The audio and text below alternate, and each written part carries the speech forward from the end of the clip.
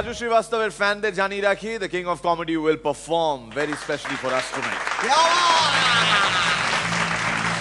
আমাদের next contestant, please welcome Chandannagar থেকে অর্ণব।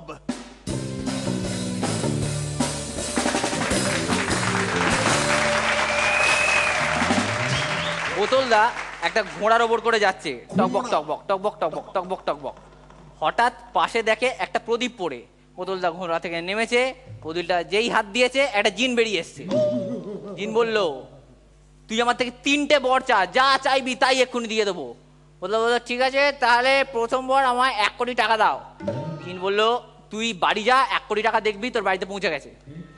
ঠিক আছে, তাহলে দ্বিতীয় বর দাও, আমার একটা ভালো গার্লফ্রেন্ড চাই। ঠিক আছে, তুই একটা ভালো গার্লফ্রেন্ড পেয়ে যাবি। তৃতীয় বর দাও, ঘোড়াটার মতন আমার হর্স পাওয়ার করে দাও। ঠিক আছে, তোকে তৃতীয় বরটা দিয়ে দিলাম। 3 চলে গেল। বোতলদা বাড়ি গেছে, দেখছে 1 কোটি টাকা রাখা, বাড়িতে গার্লফ্রেন্ড বসে আছে। বোতলদা বাথরুমে গেছে, বাথরুম থেকে চেঁচিয়ে উঠে বললো, যা শালা, ঘোড়াটা তো বুড়ো ছিল।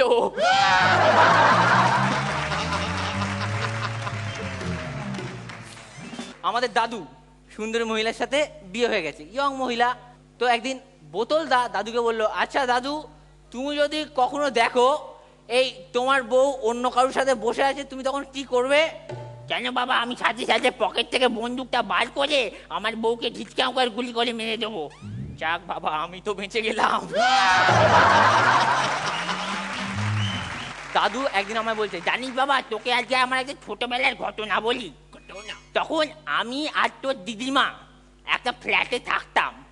আমাদের ফ্ল্যাটে কোনো টিভি ছিল না, তাই জন্যে আমি আমাদের ফ্ল্যাটের দেয়াল ফুটো করে পাশের ফ্ল্যাটের টিভিতে কুস্তি খেলা দেখতাম। তারপর আবার কি, কয়েকদিন পর বুঝতে পারলাম ওদের ফ্ল্যাটে ওটা টিভি ছিল না।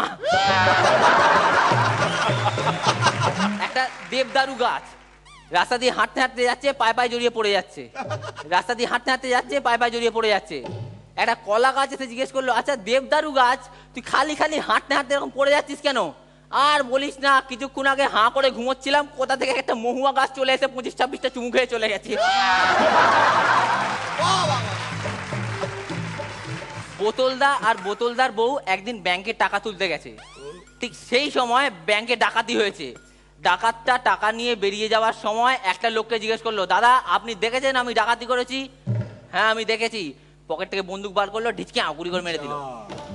বোতলদাকে জিজ্ঞেস করলো, দাদা আপনি দেখেছেন আমি ডাকাতি করেছি? না আমি দেখিনি, ওই যে আমার বউ দেখেছে।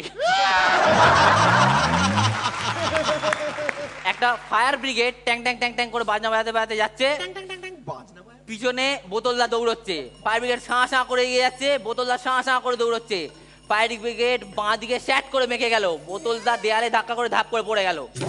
তারপর উঠে বললো, যা যা, এত জোর গাড়ি চালা, কেউ তোর আইসক্রিম খাবে না।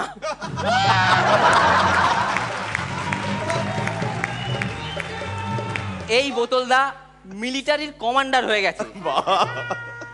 বাকি মিলিটারিদের নিয়ে একটা নির্জন দ্বীপে ট্রেনিং দিতে চলে গেছে। অনেক দিন ট্রেনিং দিয়েছে। একদিন বোতলদা অ্যানাউন্স করলো, মিলিটারি বন্ধুগণ, তোমরা অনেক দিন একই ড্রেস পরে আছো, একই আন্ডারপ্যান্ট পরে আছো, আজ তোমরা পোশাক চেঞ্জ করার সুযোগ পাবে। সবাই খুব আনন্দে আছে। হঠাৎ বোতলদা বলে উঠলো, রামু শামুরটা পর, শামু কালুরটা পর, কালু তুই যারটা ইচ্ছা পর।